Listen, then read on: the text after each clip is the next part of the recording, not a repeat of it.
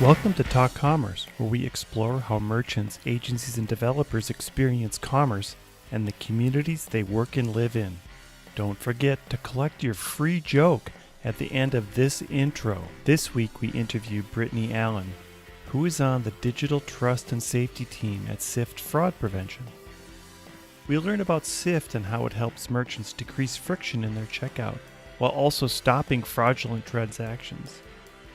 We talk about the Merchant Risk Council and some of the latest hot topics, the big one being cryptocurrency. Brittany gives us some great examples on what merchants can do to mitigate fraud. And we talk about how consumers also have a responsibility in their own fraud prevention.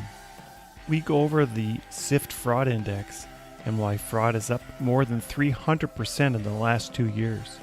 We talk about the fraud economy and ways that merchants can help protect themselves. Not to leave out running, we learned that Brittany is a budding runner and has recently completed a 5K. Brent exerts pressure to sign up for the 2022 New York City Marathon.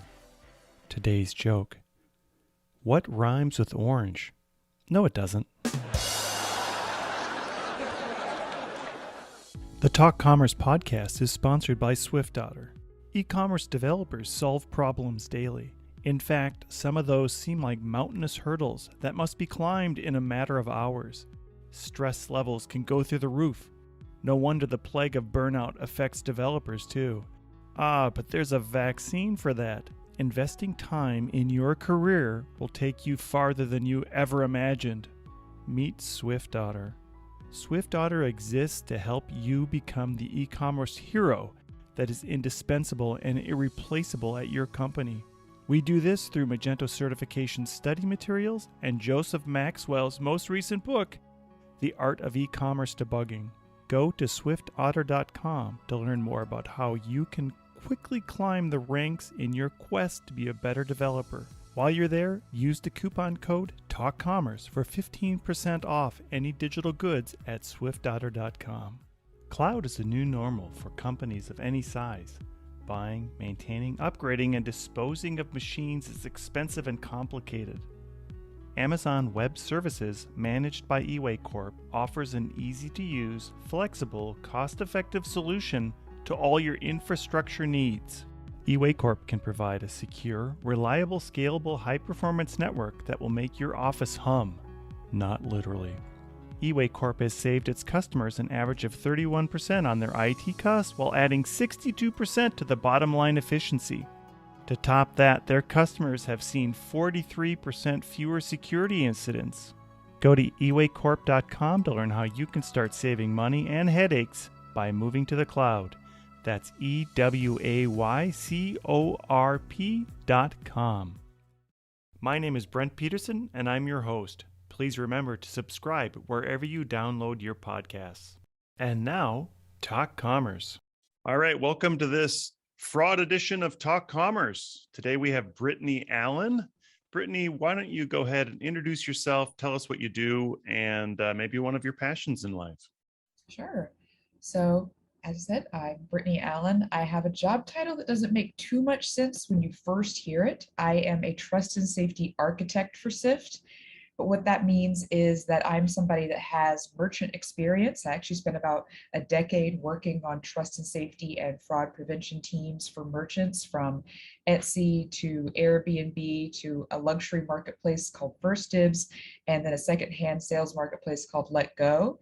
And I have come to Sift to be able to provide that experience, to both guide the product, to provide education for our customers, for pretty much anyone in the fraud industry through conversations like the one that we're going to have today. So it really is a unique position to be in, and I'm very happy to be here. Great. Wow, go ahead. And you had mentioned a passion. I almost let that go. I was inspired by the picture behind you of the runners. So I have recently tried to get into running by doing races here through the New York Road Racers here in New York City. And my overall goal is really just to increase my sort of cardio stamina for my Taekwondo classes that I take, because I am much older than the teenagers who run circles around me and leave me in like a sweaty gasping heap at the end of class. So I have tried to bring running into my life in order to improve that. Are you yourself a runner? Yes, I am. And if you were to listen to my podcast, you would see that eventually I lead it down the road to running. I did the New York Marathon in 2019. I have Oh, one major to do, which is Tokyo. Hopefully that happens in 2022. wow. Um, yeah, I very much believe that running transforms people. I'm also involved in a local charity that helps runners get back on their feet through running, literally, Oh, wow. both through through the physicalness of running and through the community of running and through the body.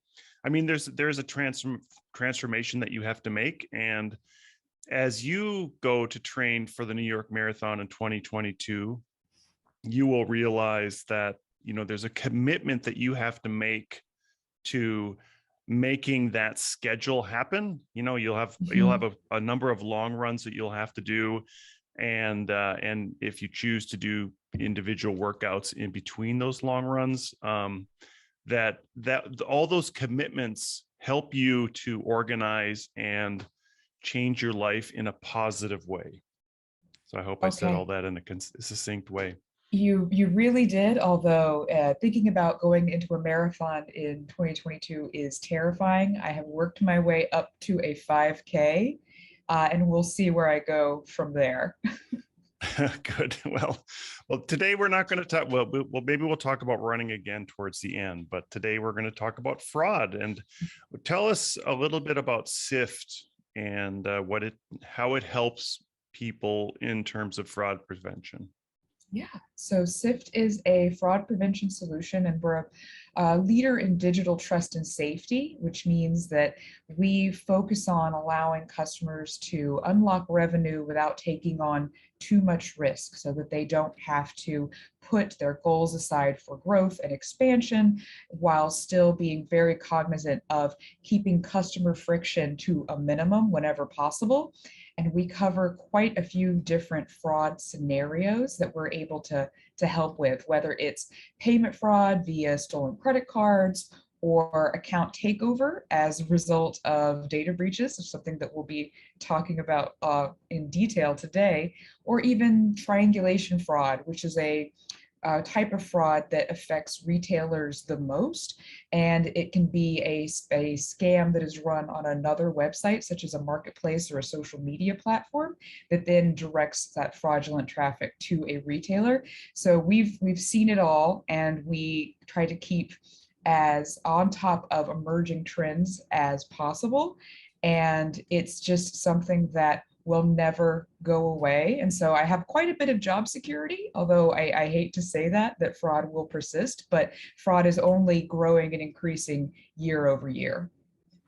Yeah, I know that there's always tension between the friction of adding fraud protection for a merchant through the buyer journey and not sending your product to the Philippines because somebody's just purchased it from a credit card in Austin, Texas. Um, and those are very extreme cases, obviously, but there is a more granular level in which every merchant needs to be aware of fraud. And my personal, like what we've had a lot of experience with, especially kind of moving into the Mexican market, is that when we first started helping merchants in Mexico, they had call centers and they would not ship anything until they actually called and physically spoke to the person who is receiving that good. Um, and so I'm imagining that most American merchants or most merchants that you would speak to don't have the capacity to do that or the willingness to do that. So maybe you could just maybe speak a little bit about the experience that you have or that how Sift can help and the experience around how a merchant would see that in their buyer's journey. Oh, absolutely. I mean, just think about you as a consumer and how many things you've bought online in the past month. If every company you purchase from gave you a phone call to confirm the details of that order, and then maybe even ask a few additional questions where you could tell they were trying to figure out, is this really the person that made the order? Is this really who we think we're speaking with? Then you would be frustrated. And I know me personally, I screen so many calls on my phone, I probably wouldn't even answer that phone call. They would probably have to call me back, or I would have to call them back, or I would just get really frustrated and order from someone else. But the key ideas to keep in mind for putting that positive customer friction into a fraud prevention plan is to be able to know and recognize what your like legitimate customers or your expected customer behavior is, and then target that friction to the behavior or to the patterns that are abnormal to that. So you had mentioned a big geographic distance earlier of an order in the Philippines and a credit card in Austin, Texas. There might be some cases where a bigger geographic distance isn't that odd or isn't that out of place. One thing I can think of is when I worked for a luxury marketplace, there were quite a few people who were extremely high net worth and were completely globetrotters, and having to look specifically at the locations they were purchasing from.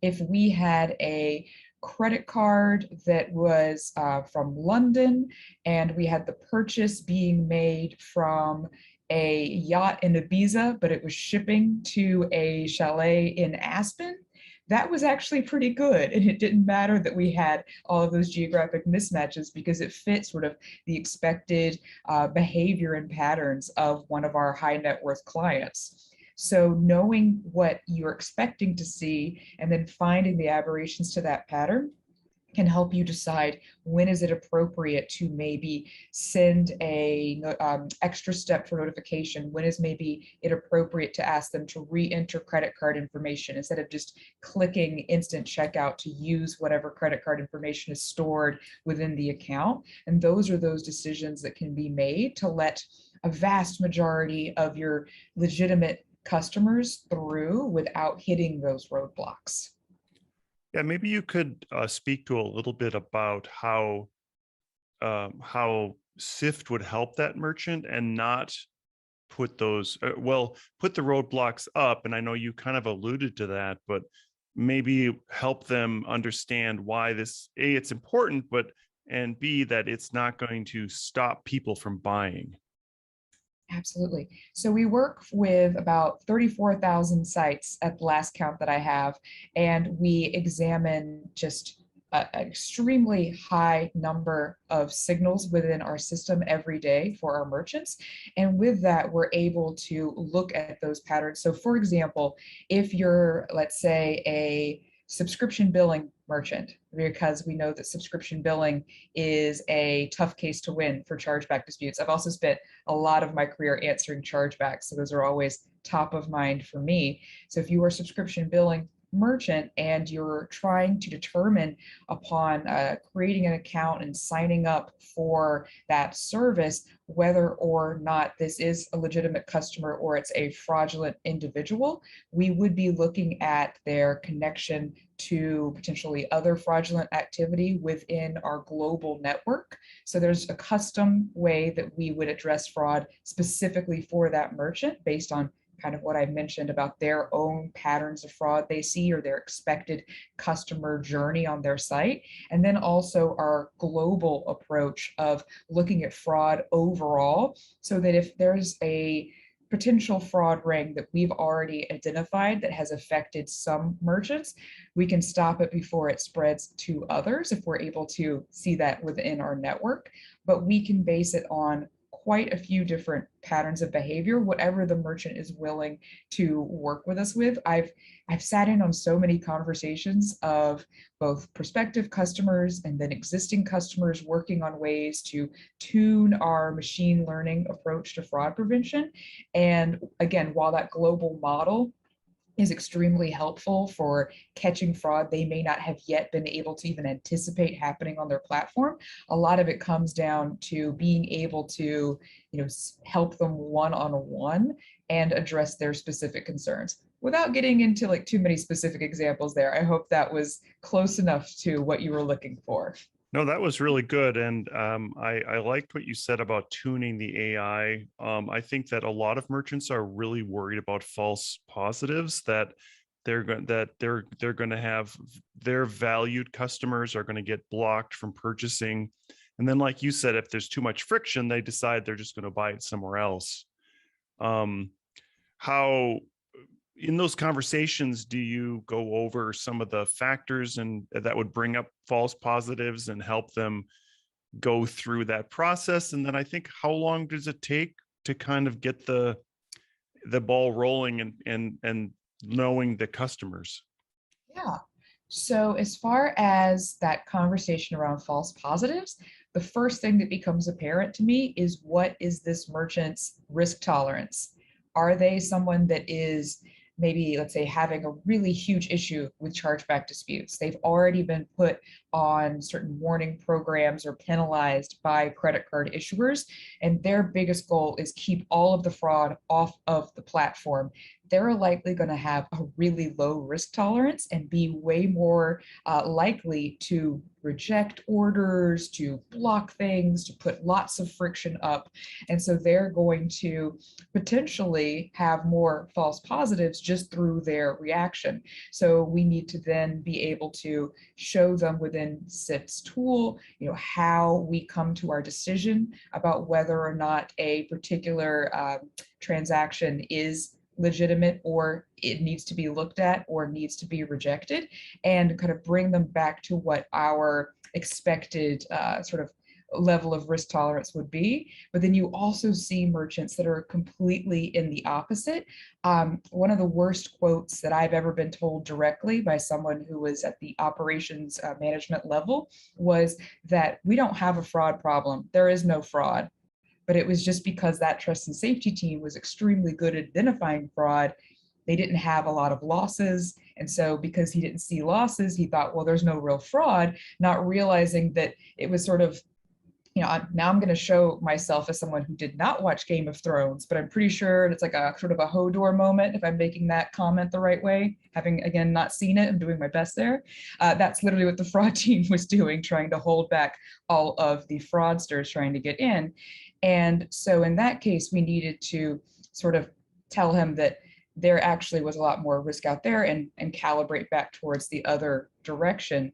So having those discussions with the merchants it's really a fun part of it, because it makes me think back to my own experience on trust and safety teams, trying to make that decision and making that decision siloed, by myself, really without any kind of consultative assistance, is nowhere near as beneficial as being able to speak with somebody and get that overall industry perspective on what you're doing. I'm sure you'll find when you speak to merchants about fraud prevention is that they can't go to school for fraud prevention, really. Nobody gets a degree in that. And there are some conferences and some educational opportunities out there, but so much of it is just learned on the job, that it means that there is a lot of doubt for some merchants about whether or not they're taking that correct approach. Yeah, I mean, you bring up some you bring up some great points there. One of the things is the creepy factor that people that like Big Brother, and I know that we're all used to now, going into Facebook. I'm also a cyclist, so for whatever reason, every single ad I see on Facebook is for some new jersey or cycling product, and I know that they're watching me, and obviously I clicked on one of the ads, but now all I get is cycling ads. How do you get away from that idea that it's going to be, not that they're watching you, but making it easy for the consumer to know why these steps are in place? Right. No, I'm right there with you. After I ran one of my first road races here in New York, I just keep getting ads on Instagram and other social media platforms for like the the free, not free, but the virtual ones you can join and then get a very fancy, almost like animated looking medal that you'll just pay to run the virtual 5K for. I'm getting all of those as well. So I know exactly what that feels like to have a single search or single activity online suddenly turn into what they think your identity is across all platforms. But we've really, as consumers, become used to and appreciative of some of those points of friction. One really common example to call out is when you've logged into a website from a new device or from a new location and you get that email saying, hey, is this you? We just noticed this. If it's you, don't worry about it. Don't do anything. But if so, click here. You can proceed to reset your password. You could take action.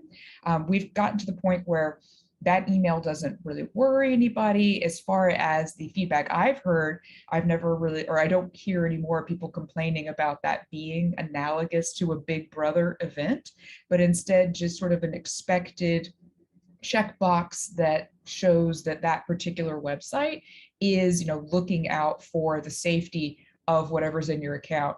I mean, that could be something where if it's not an account that is very important to you, maybe you'd be thrown. But if it's something that has stored loyalty points like your airline, frequent flyer miles, or if it has, stored payment methods, or if it's your bank, I do think that's gotten well out of the creepy zone and is something that people are maybe not comforted by, maybe that's too strong of a word, but at the very least think is a positive sign. Would you agree? Oh, absolutely. And I can say that I appreciate those emails that I get, and I have a number of devices, and not that I'm a globetrotter, but I used to, when we could travel, I traveled all over the place.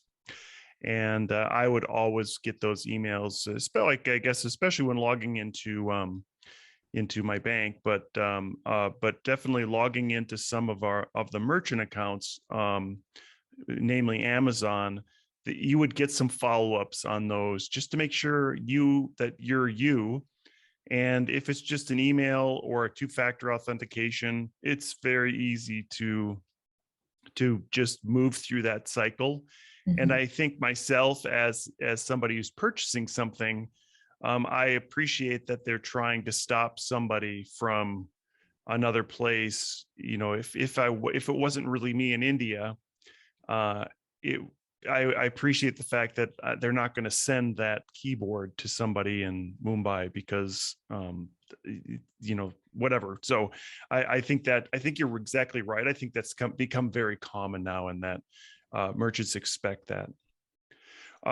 So you mentioned conferences. Was there just a bigger conference in Las Vegas There around was. fraud?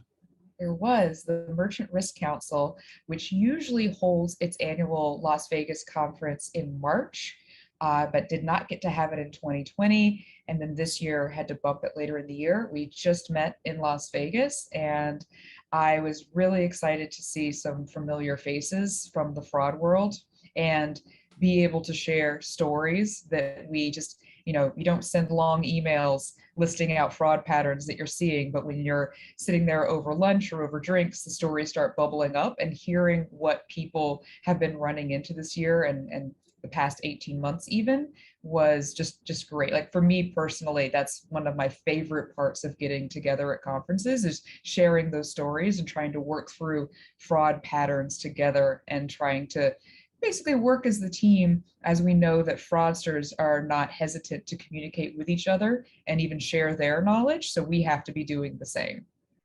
Yeah. So tell us. I think tell us some of the things that were on the edge now for fraud, or what is coming up. I think crypto is one of the big things that's in the news right now, and with some of the countries like El Salvador and Nicaragua, I think, moving to allow crypto or Bitcoin as one of their main currencies.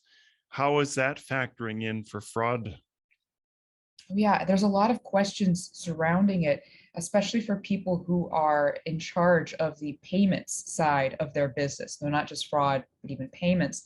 For them, one question that kept coming up is, should we even support crypto payments? Like, is that a payment method that our customer base would want to use? Or will we be putting a lot of effort in this year trying to, move into the black in November, trying to make sure we have a great holiday season? Will we be putting too much effort into supporting crypto and then have little conversion because maybe our customer base just isn't the right type to be paying in that way? So a lot of discussion there about whether it's a fit.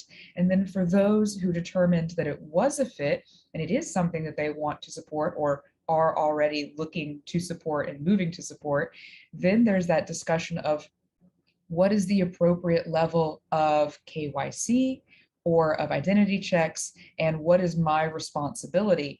It can be very attractive to know that if you're accepting a payment via Bitcoin, there's not going to be a chargeback at the end, that is a payment that can't later be disputed and the funds can't be clawed back from the merchant.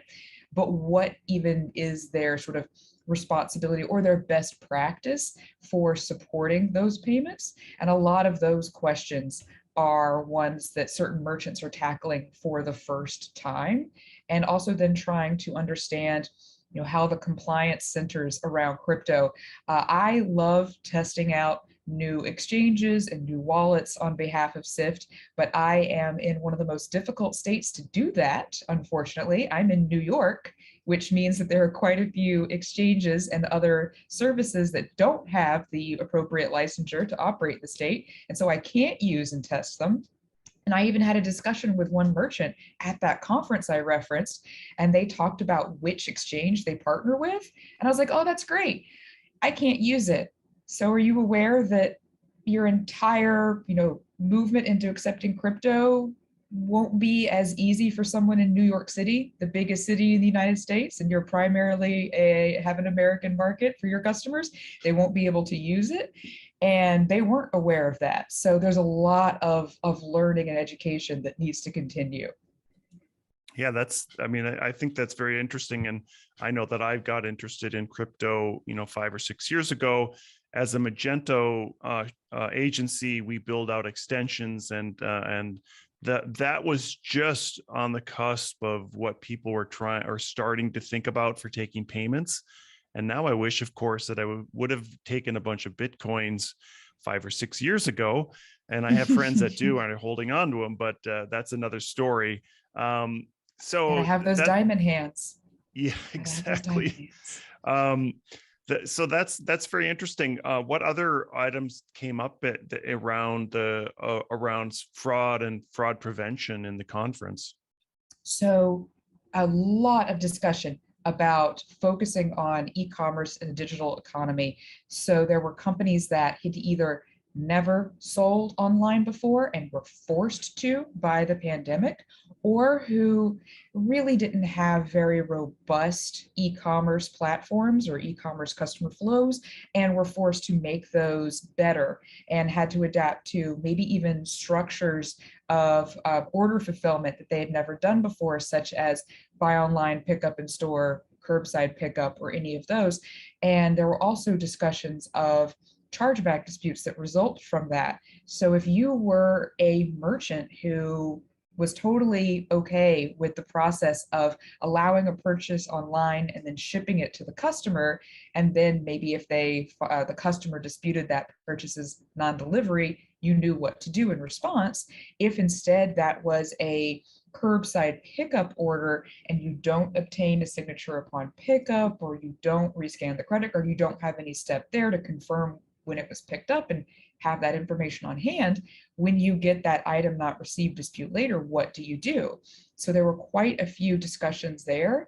And then also making that global. So some companies that are operating in one geographic location that may not be under a lot of restrictions might have another market, their secondary market, that is still under quite a few restrictions where those physical stores can't reopen, for example, and trying to balance what the different sort of approaches are to customers who may be either able to go into a store or not.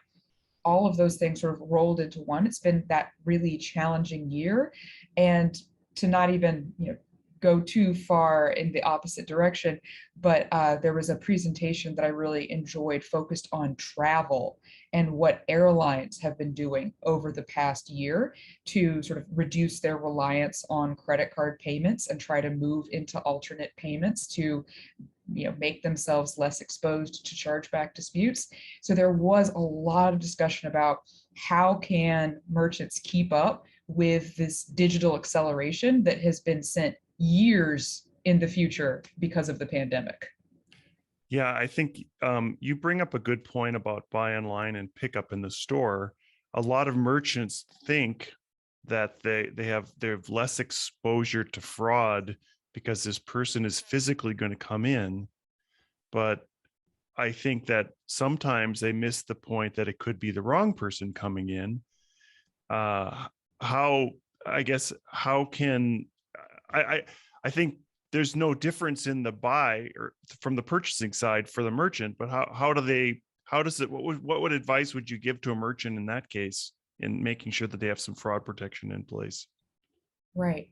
So I read a story, I believe it was in the LA Times, maybe a year ago, it was focused on last summer, and it was about a restaurant that was mostly a dine-in location, but had to expand to takeout and delivery in response to pandemic shutdowns.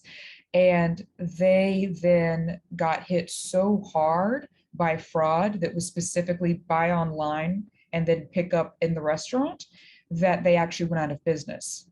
And in those cases, they were sort of doing what you said of if the customer comes in, if they're in the store, that can't be a fraudster. That can't be someone that bold and brazen to walk into my establishment, look at me face to face, smile as I hand them the food and then leave.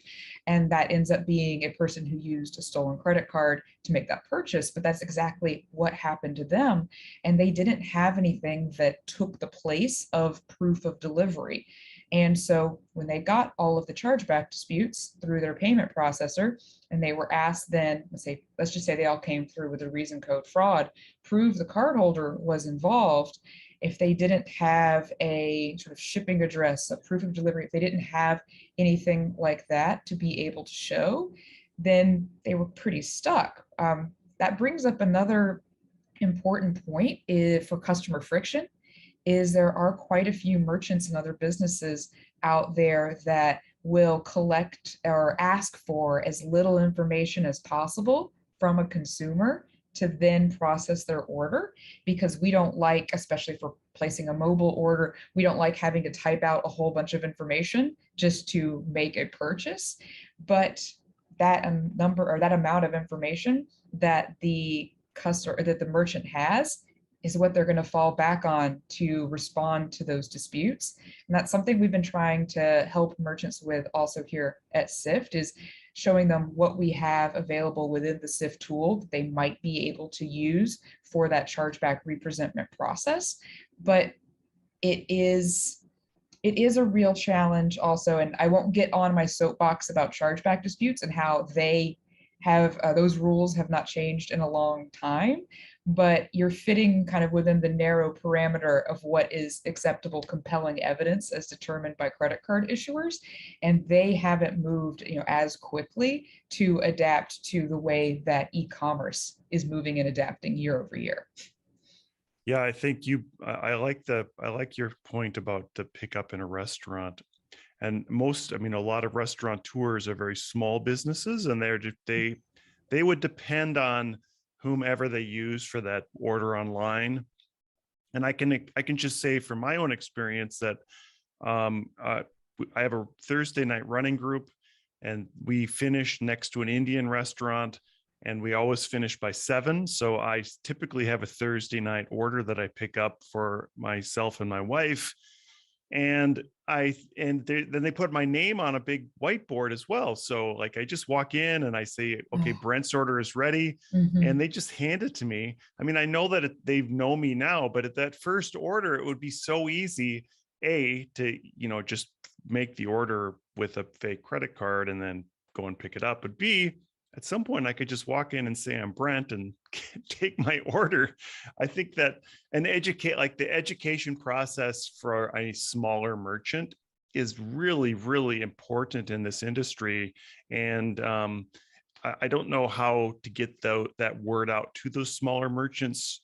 And maybe some of that it lies on the credit card companies to kind of educate them. Where do you see that starting to help educate the people down lower that aren't necessarily savvy to know some of these things? Oh yeah, and you made me think of a really wild example that I heard years and years ago of I won't say where it was, but it was a fraud ring in a particular city that had found a restaurant where they accepted quite a few online orders, and the screen that displayed those orders as they came in was visible to the restaurant. So you could enter and sit in the restaurant and see order information come up. That order information included the customer's name and phone number. And what this fraudster would do was either jot down or take a photo of that screen, step outside, call those individuals and say, I'm sorry, we just ran into a problem. Your credit card didn't go through. Could you give me that number again, please? Pretending to be the restaurant, citing their order. The customer didn't suspect anything at all. They would write down the full credit card number, say, thank you so much, we'll get that right away. Then, of course, the customer would get their order anyway because the restaurant was already working on it. And the fraudster would step away and make lots of high value purchases with those credit card numbers and do that again and again and again for just the cost of going to that restaurant and buying, one slice of pizza or whatever it was that they would eat while they did that. And that was a really small merchant, one location, one restaurant. Their focus is not going to be fraud prevention, and they might not even be aware of the need for that type of education. So how do you reach them? Well, there's, I think, an increasing awareness just in our society of scams and of the things that maybe you should be suspicious about, and keeping people's information more private. So hopefully, as we shift into having more and more of a privacy focus on our daily lives, that will sort of trickle down as far as education. But for any merchant that's actively seeking to learn about what best practices are, there are a lot of industry organizations that will provide that education for free, either via webinars or via newsletters.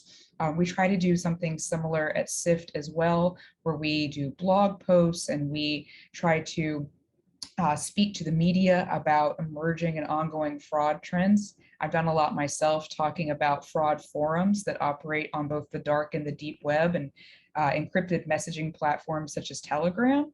So really, while I would love to have a perfect solution, it's sort of a meeting in the middle of them needing to also be willing to seek out that information. And now I start to sound like my old self. In a former life, before I moved into fraud prevention, I used to be a high school history teacher. So now I'm worried that I sound too much like asking students to do their work. Yeah, that you're exactly right. It is up to ultimately it's up to the merchant, and hopefully after the first or second or third time that they get scammed, they realize that, hey, I have to put something to mitigate this problem. So you did speak about some of the things that Sift is doing, and I have a report here that you put out. Your fraud. You put out a fraud index, Mhm. and it says the ATO grew by 307%. So first, can you tell us what ATO is and explain that part of it, and then tell us some insights on it and tell us why that's important. Yeah. So ATO is account takeover, and it is the result of either somebody's credentials or login credentials, which could be username and password or email and password combos, being leaked via data breaches, or just otherwise being phished and tested against websites. So you don't have to be the website that was breached in order to have a whole bunch of those credentials packaged and resold under your brand name on the dark web, because as part of the larger fraud economy, just the interconnected network of fraudsters who each have a role to play within these schemes, Within that, they are more than happy to test credentials to see if the credentials that were leaked from company A also work on company B's platform. Unfortunately, because we found 65% of consumers reuse the same password on all websites. I like to call that 65% of consumers admit that they reuse the same password on all websites, because it's got to be higher. But in the end, an account takeover is then just going to be that compromised account being controlled by a fraudster for whatever purpose. And it's more valuable to them than just having a credit card number, because there's so much more they can do with those accounts that they've obtained.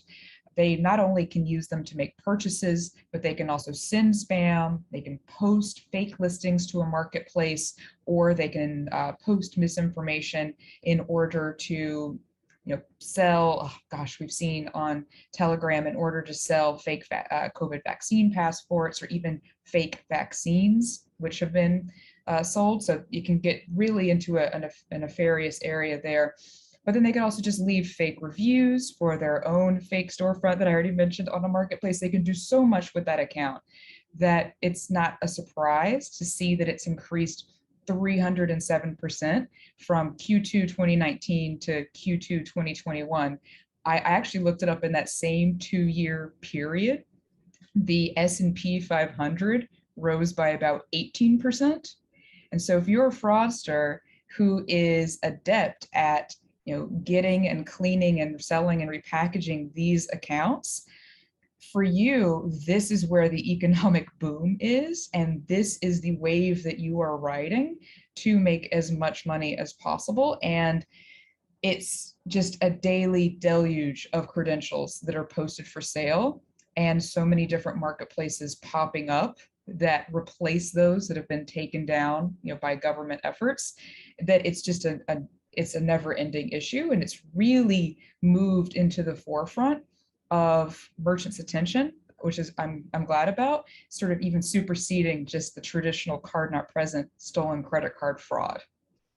Yeah, and I think as a consumer, paying attention to those, so I use LastPass now, and I didn't use it in the past, but paying attention to those emails that come out that says this account has been breached, make sure you change your credit card number.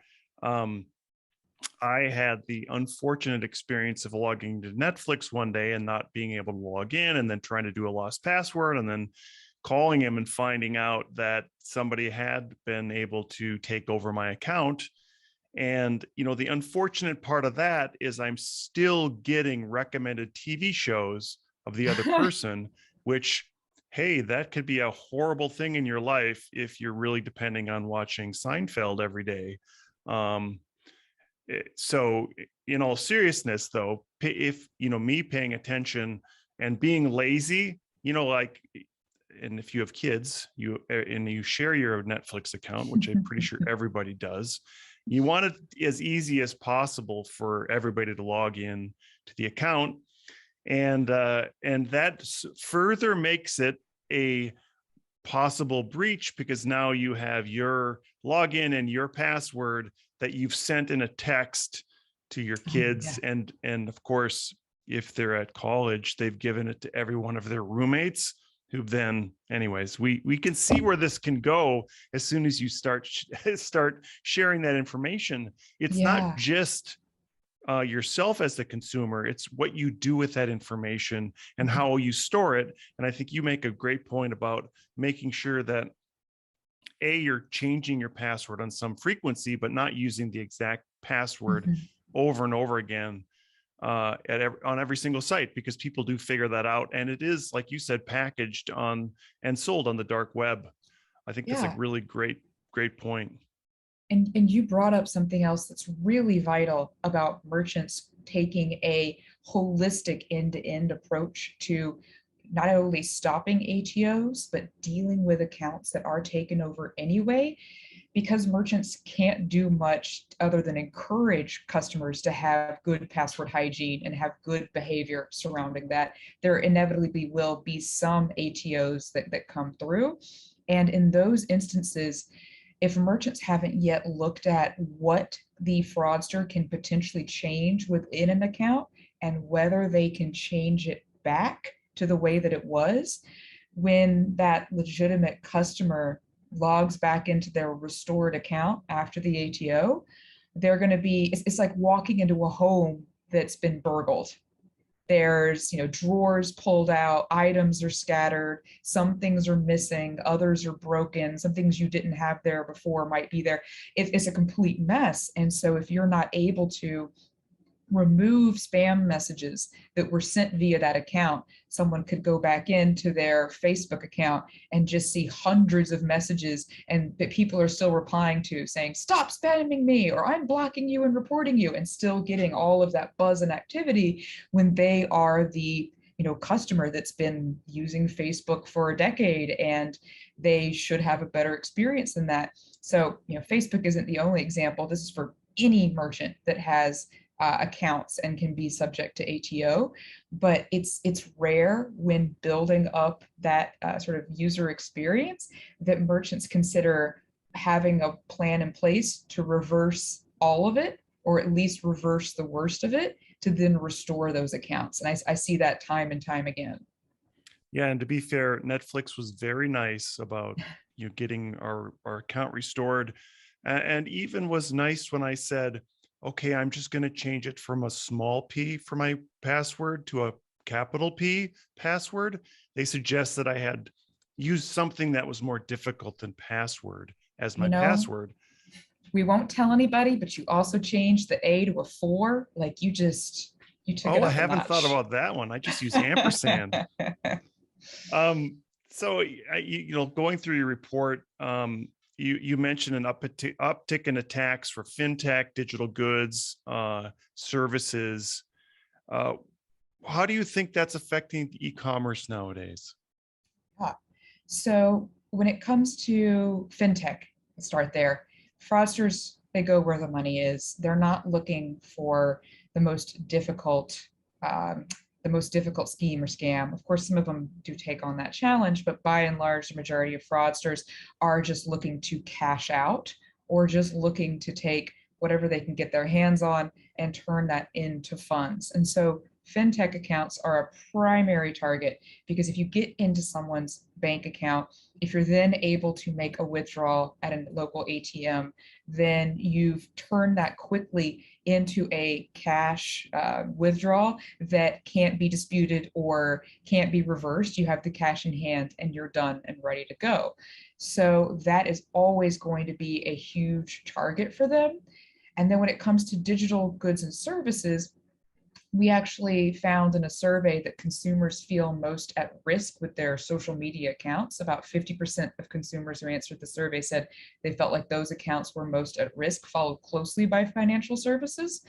And what I find interesting is that there are quite a few social media websites that have pivoted into also supporting payments, whether that be within their own marketplace, whether that be just sort of a way to pay on their platform, to give donations, whatever that may be. So when we talk about fintech and then digital goods and services, there is quite a bit of blurring there, where in the end, it's still somebody's money at risk, somebody's financial account at risk, and consumers know how difficult it can be in a lot of instances to get money transferred back into their account or to try to restore access to that. And nobody wants to go through that process. So when fraud is looked at the high level of the entire fraud economy, and you can see that that is just sort of one part, it also becomes clear that when fraudsters get those funds so easily, that allows them to then do more and more within the fraud economy, take more actions, and actually rely on their fraud as a steady source of income. We'll see spikes throughout the year. One thing that we'll call the summer spike is each year Sift generally sees the fraudiest day, so the day with the most identified fraudulent transactions happening in the summer. And we also see that coincide with patterns of young people who are ending school for the year and now have free time in the summer. announcing that they've come back in the fraud forums and that they're ready for a summer of scams to try to make as much money as possible. And those things will really go hand in hand. So having just the cash available, I can't tell you how many videos I'll see of bragging for cash out fraud of people going to ATMs. And it doesn't even require making a fake credit card and programming the information onto that, when so many banks will support a mobile withdrawal at an ATM. That's even faster for the fraudsters. It just goes to show you each innovation is something that they will look at and see how they can take advantage of it. And it's great for consumers, but fraudsters are right there in lockstep with them. Yeah, I'm glad that you mentioned fraud economy. That underground economy that runs and that hurts merchants and drives some of that business and innovation in the wrong way. Maybe you could speak to how, as a merchant, when they're looking at, you mentioned social media. Like, I sometimes buy things on Instagram because I'm enthralled by the new bicycle kit or whatever it is that there are. Dryland swimming gear, I bought that last winter. How, when somebody goes to make one of those ads and the merchant is deciding, hey, I'm going to do this ad on Instagram, we're going to see how it goes. And again, on Instagram, that merchant is thinking, oh, I want to get this sold, so I'm going to have as little information that I can put in to get that purchase because I'm paying a lot for this ad. How do they what advice do you have so they could deal with some of that? I'm paying for this big ad, but I also want to make sure that the person buys it when they click. Oh, wow. Yeah, not knowing some of the specifics about how those discussions go or how the payment might flow through that social media platform then to the merchant. I do think that in some cases, it will be that social media platform that takes on some of the risk, because if whoever is the merchant of record actually processing the transaction is going to be the one that is then responsible for doing any kind of fraud prevention work, because they're the ones who hold the funds. So it sort of then depends. Now, if it's just directed through and you go to the merchant's website and the merchant is saying, oh, good, I got a referral, I got a redirect from that ad, they're on our platform now, they're making the purchase, we want to be able to lock this in because we want this new audience, then of course they're going to be the ones making that decision.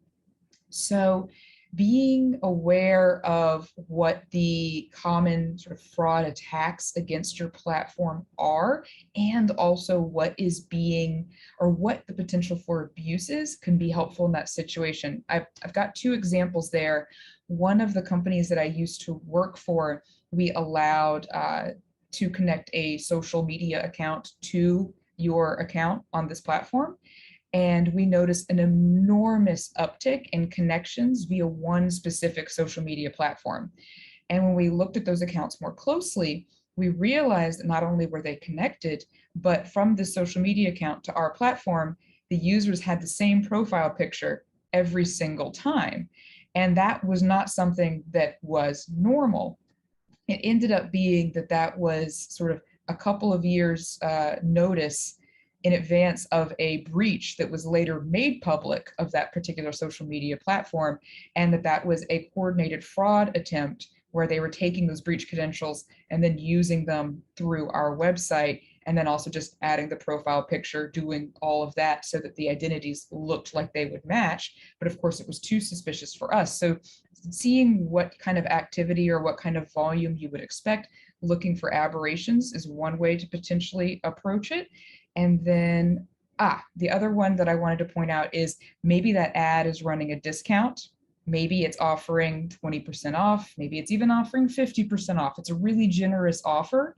There are networks of resellers that exist who look to either buy items using stolen payments, getting them completely for free, and then reselling them elsewhere, or just at significant discounts, not using any kind of fraudulent payment method, but it's trying to stay therefore under the radar of fraud prevention efforts while still taking advantage of a merchant because they're not a customer who might return, again and again and make full value purchases or other purchases on the platform, but instead are just looking to take advantage of that discount and then resell the merchandise elsewhere. We'll actually see advertisements for that on fraud forums saying, hey, whoever can run these purchases through this website, let me know and we'll split the money.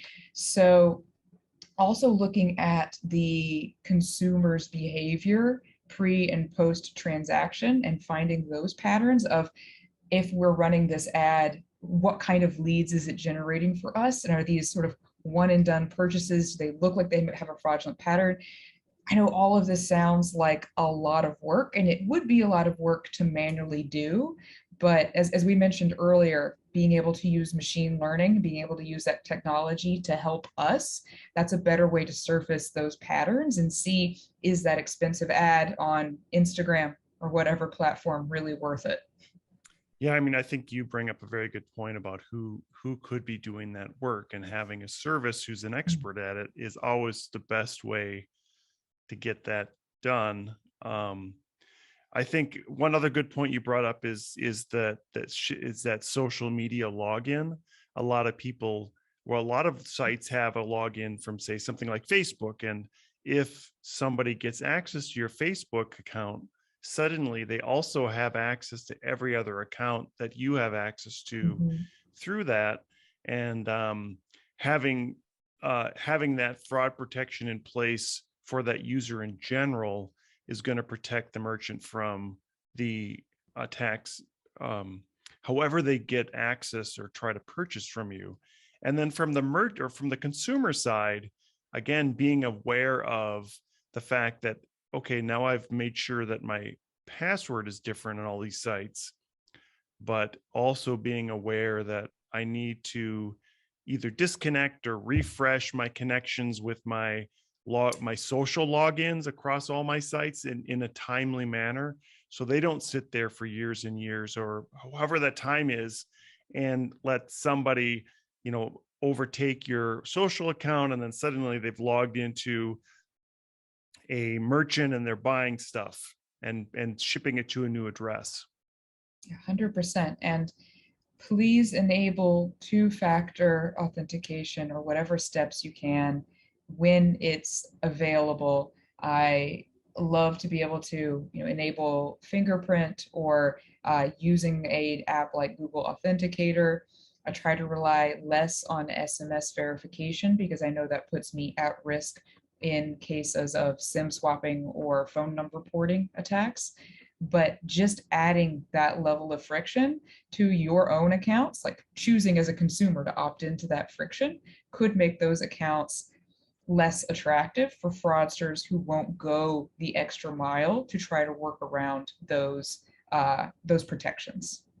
Yeah, so two points on that. The two-factor authentication, or make sure you download your codes, because when you Yes. change your iPhone and you didn't back up your two-factor authentication account and you didn't have your codes, you have to go back and redo all that two-factor authentication stuff. Not that I know from experience, but I know from experience. And that phone number porting is real. I think at one point somebody used my phone number to sell car warranties. I don't know if you've ever gotten a call about your car warranties about to expire. Well, suddenly one day I got about 40 callbacks saying, Oh my I God. don't own a car, or my car that doesn't even have a warranty, or I just bought my car, or stop calling me. I literally changed my voicemail message to, I did not call about your warranty. I mean, people laughed at it because it was so funny with the way I said it, but it was a very annoying to suddenly get a flood of calls. And it goes to show that it's very real, that SMS is not the best way. I mean, I guess two-factor authentication is better than one.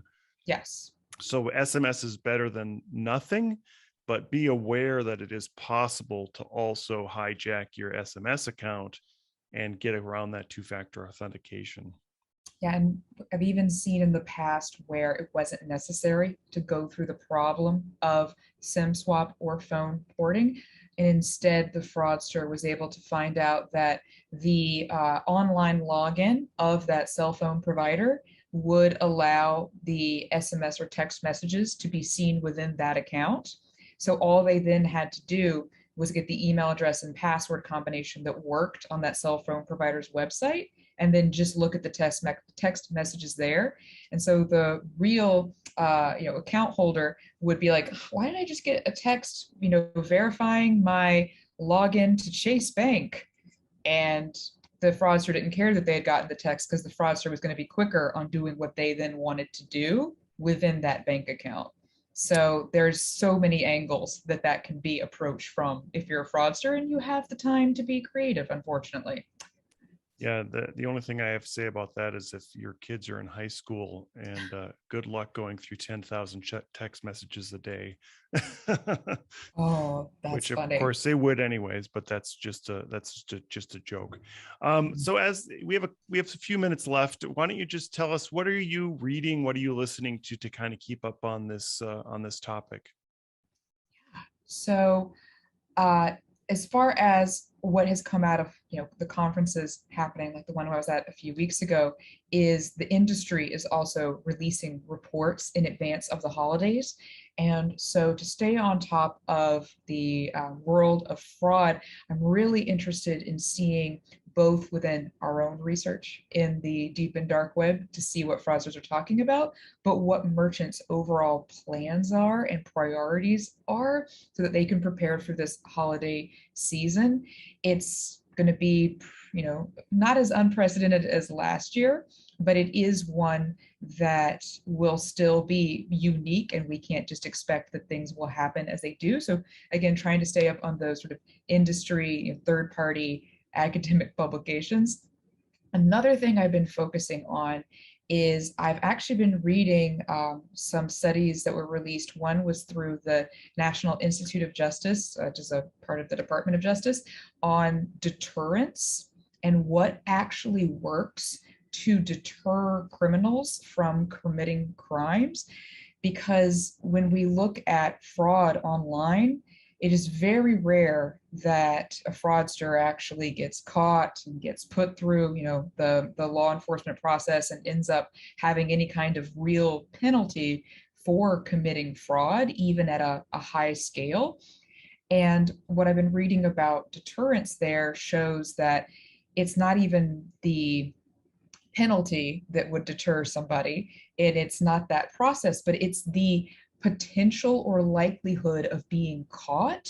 And that made a light bulb go off for me, because fraudsters operate as if there's so little information about me out there. I'm basically anonymous. I'll never be caught. And to a degree, that is true, because the worst that might happen to them is that their order is blocked or their account is closed, and then they just move on somewhere else to continue their fraud.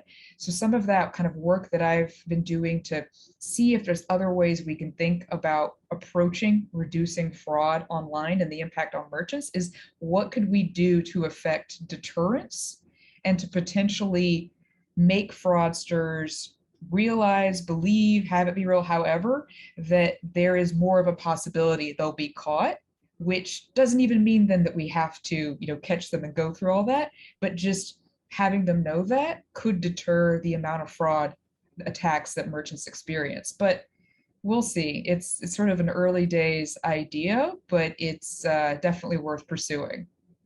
Yeah, that's good. If you have one bit of advice you could give a merchant right now, what would that be?